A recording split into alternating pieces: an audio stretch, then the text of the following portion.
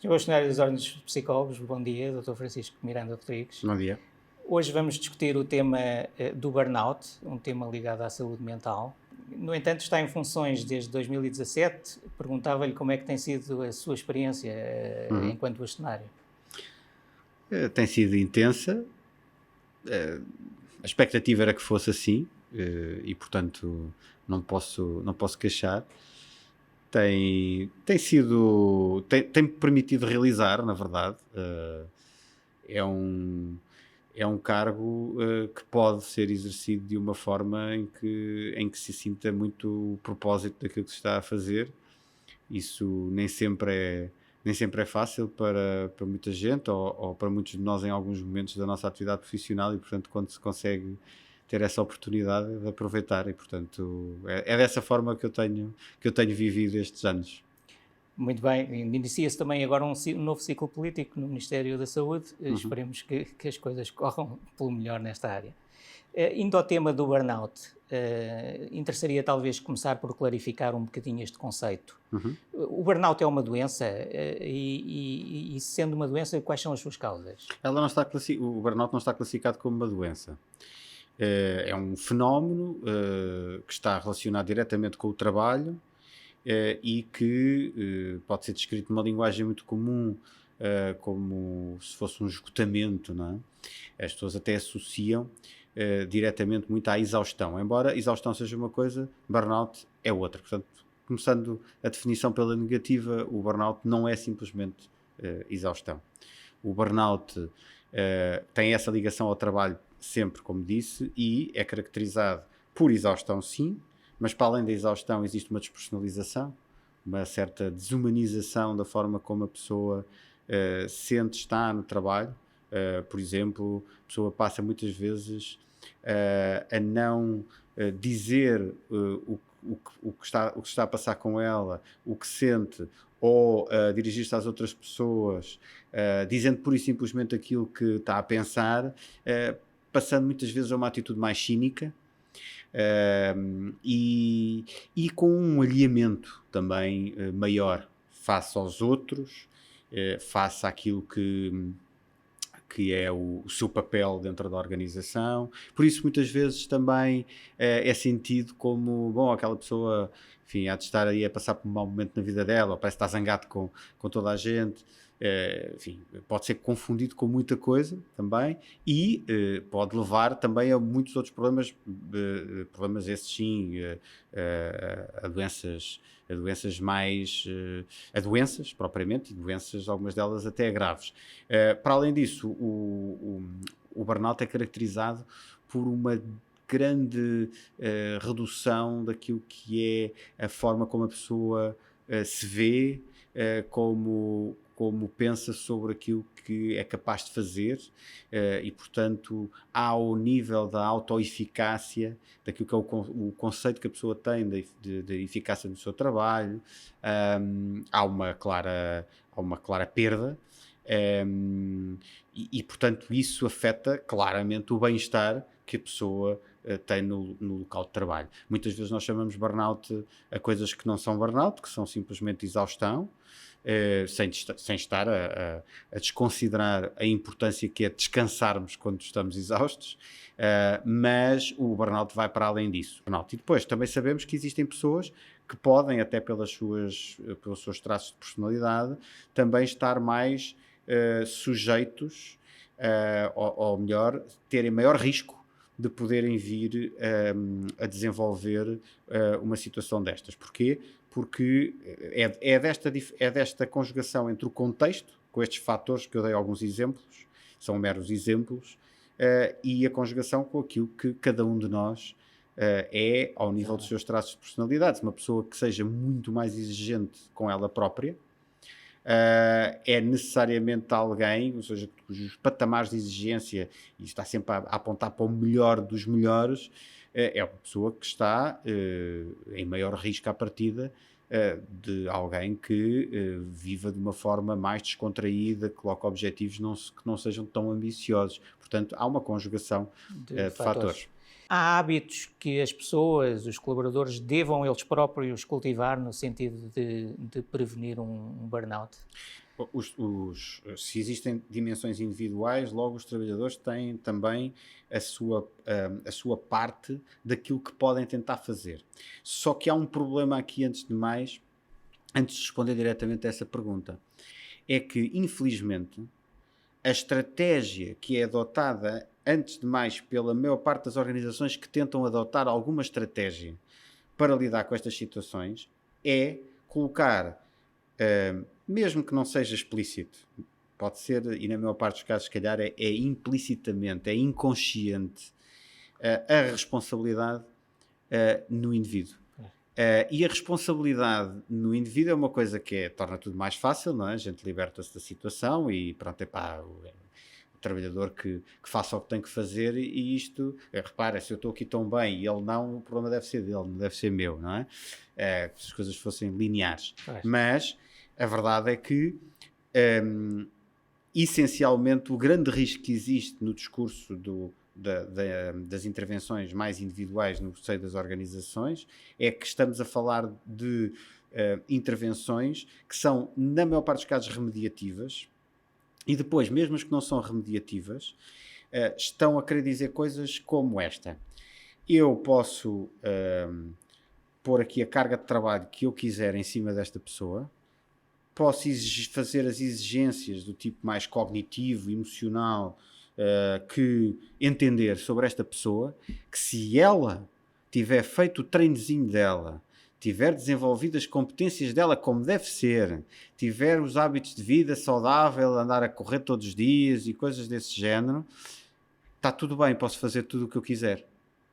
E esse é o grande risco que se assiste hoje em dia em muitas organizações, que é, eu vou salvaguardar isto, mas vou continuar a fazer a mesma coisa que não devia estar a fazer todos os dias. E, portanto, daí que a resposta não pode ser centrada na questão do que é que a pessoa pode fazer. Mas claro que as pessoas podem fazer coisas. Claro que sim que podem. Só que vai ser muito difícil, para a maior parte dos casos, que alguém, por muito que faça, se continuar exposto aos mesmos estímulos, às mesmas situações, a um contexto adverso que está sempre a causar-lhe um sofrimento, porque é evidente que poderá haver pessoas que até vivenciem com bem-estar aquilo que outros vivenciam com muita dificuldade. Lá está. Personalidades diferentes, competências diferentes. Sim. Só que nem tudo é possível de desenvolver ao ponto que leva a que qualquer pessoa consiga lidar com determinado tipo de pressão, de procura de resultados, enfim, isto não é, nós não somos de facto todos iguais, não é uma frase feita, não somos mesmo. Sim. E por isso nós temos que acautelar, e aquilo que se sabe que tem um maior impacto é acautelar a parte organizacional, aquilo que tem impacto sobre um conjunto de pessoas maior, porque mesmo que nós estejamos a dar respostas personalizadas, o próprio facto de existir uma política dentro da organização, de procurar personalizar, ajustar às necessidades de cada um o mais possível. Isso não é fazer, também já para desconstruir a ideia, isto não é fazer simplesmente o que cada um quer. O que é que quer? Já, então toma. Não é isso. Sim. É tentar conjugar negociadamente entre aquilo que é a missão da organização e aquilo que é uma necessidade da pessoa, de forma a que ela possa ir contribuir o melhor possível, de facto, de forma mais efetiva para o resultado e para a missão que a organização tem.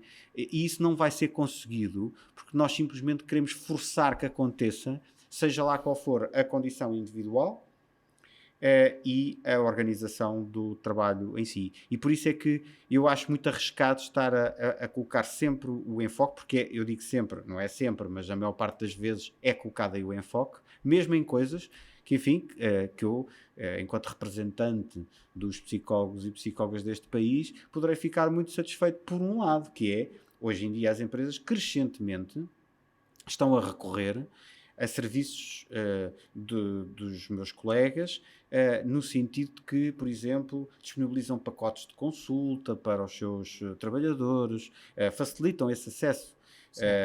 E isso é positivo, sim, isso é positivo, mas se as mesmas organizações que disponibilizam isto, ao mesmo tempo mantiverem práticas que são essas mesmas práticas que estão a levar as pessoas a procurar ajuda, isto nunca mais acaba. E não vai ser sustentável. E provavelmente até pode levar a que a única solução seja a pessoa sair, porque a pessoa não se vai manter permanentemente.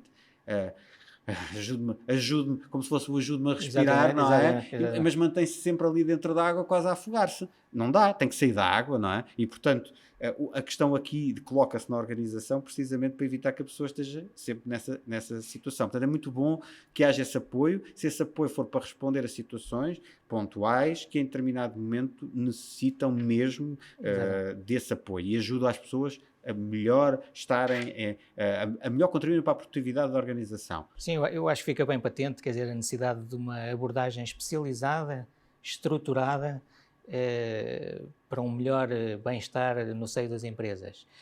Nesse âmbito, a Ordem dos Psicólogos Portugueses tomou uma iniciativa que achei bastante interessante, da instituição de um prémio local de trabalho saudável. O que é um local de trabalho saudável?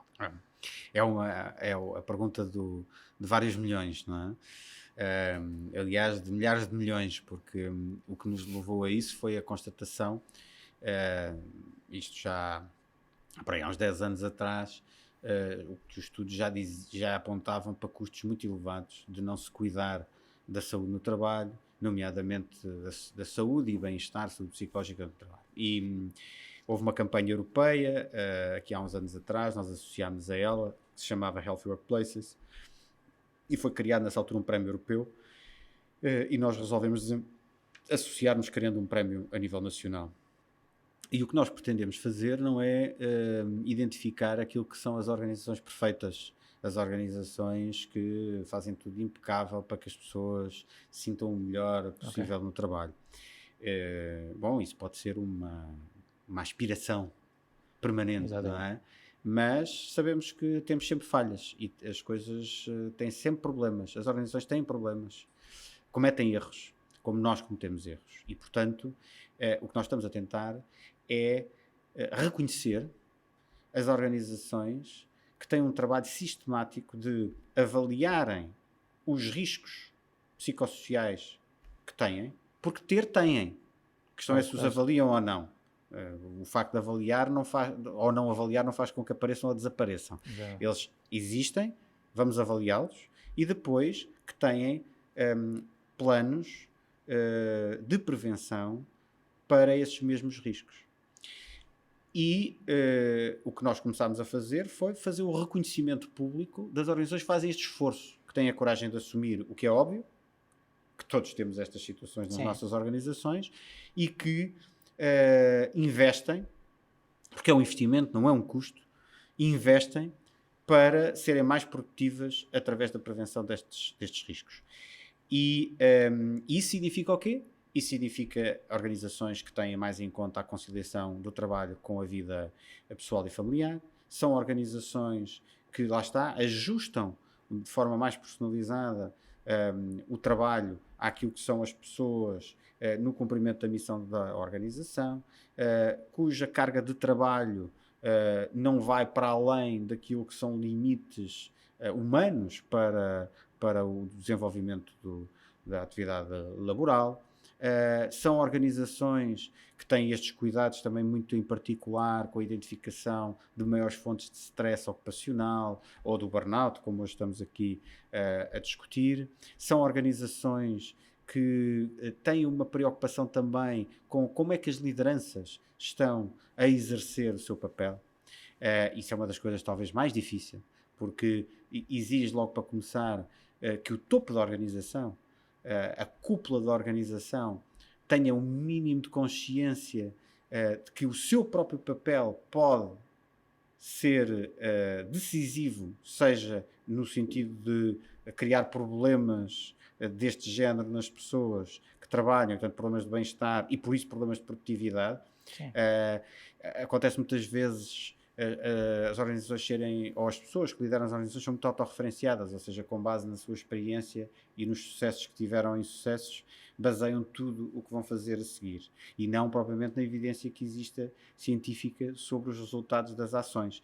E isso é uma coisa muito comum, particularmente nas organizações. Portanto, lideranças que são menos tóxicas para as pessoas, ou seja, que não há práticas, ou que se procura prevenir práticas de assédio de todos os tipos, cuja comunicação é trabalhada, a comunicação entre as pessoas na organização, a comunicação das lideranças com as restantes pessoas na organização, enfim, há um conjunto de fatores que nós chamamos de fatores de risco psicossocial que são permanentemente monitorizados e têm planos ajustados aos resultados dessa monitorização para permanentemente tentar manter em níveis aceitáveis para o bem-estar das pessoas que lá trabalham estes fatores. Isto é uma organização, é um local de trabalho mais saudável. Ser saudável. Sim. Sobre este cenário, fico com a percepção que muito mais deveria dizer sobre este tema, um tema complexo. Muito há também para fazer no seio das organizações. Agradeço muito a sua contribuição, contribuiu muito para nos elucidar sobre este tema. Foi muito uma honra tê-lo connosco. Muito obrigado. Muito obrigado, foi um gosto.